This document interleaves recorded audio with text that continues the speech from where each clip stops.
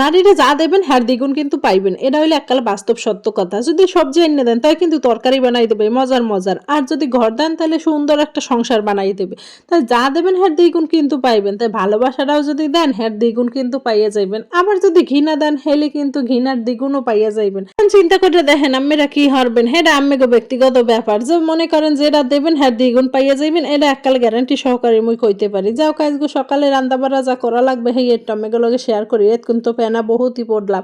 তাই এই পাশে সবজি টবজি কি কি জানি লই এলে, ও বেগুন লই এলে, আর এই পাশে হইলে যে মাছ লইছে, হ্যাঁ আবার জেতা মাছ, হ্যাঁ বলে দেখান এর লগে লই আইছে জেতা লাফাই হইয়া বলে আবার দেখাইবে হেইয়ের লগে। এখন করতে কি জ্বালা, এখন মাথাটা গরম হয়। কিছু কিছু সময় কিন্তু কিছু কিছু ভালোবাসা হ্যাঁ কিন্তু সুইজের না হান ফোরে হেই রকম পালা এখন বাজছে।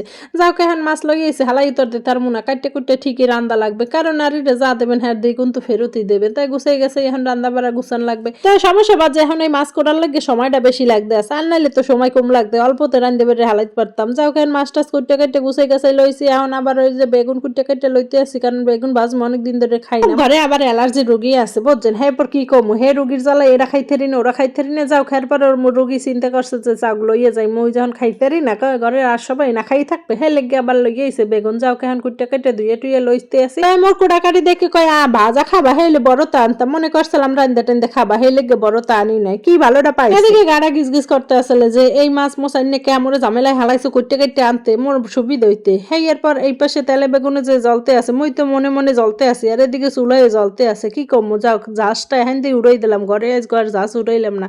হ্যাঁ এরপর বেগুনটা ভাজা লইলাম ভালো মতো, হ্যাঁ ওই ধান না রাগের ঠেলায় পুড়িয়েও গেছে। যাক পুরা মোরা যায় রান্দা সুর রান্দে হালাই থেরিলে হেইলেই বাস। এই পাশে চুলা বেগুন বাজতে আসলাম, আর ওই পাশে চুলা চিন্তা করলাম যে মাছ দিয়ে দেয় এক লাখ দুইটা হয়ে যাইবে, কাম একচুটে হারিয়ে হেলাম মহানে। হেই এর লাগে মাছ ওই পাশের চুলা এবার বাজতে দিয়ে দিয়েছিলাম।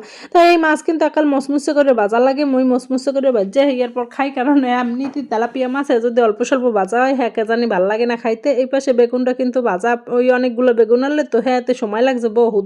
হ্যাঁ এরপর বাজা টাজা শেষ হয়ে গেছে, এখন আর কি ওই যে পেঁয়াজ দিয়ে আর কাঁচামরিচ দিয়ে আর কি কি কয় একটা ভাজি করে না, হেইয়া বাজে হালাইলাম এই যে হালকা ভাবে, কোনো গুঁড়ামরিচ টরিচ কিছু দেয় না। এই ভাজিটা কিন্তু অনেক মজা লাগে। এই পাশে চলে আসি মাছ রানতে, মাছের লগে কাটা পেঁয়াজ দিয়ে দিলাম আর একটু মরিচ দিয়ে দিলাম। তাই কাটা পেঁয়াজ দিই মুই কিন্তু মাছ তরকারি সবই রান্ধি, এর মধ্যে ভালো লাগে। আবার একটু রসুন বাটাও দিয়ে দিলাম, আর মশলা আছে কি কমু যে যেরকম ভালো লাগে সেইরকম কিন্তু রান্ধতে।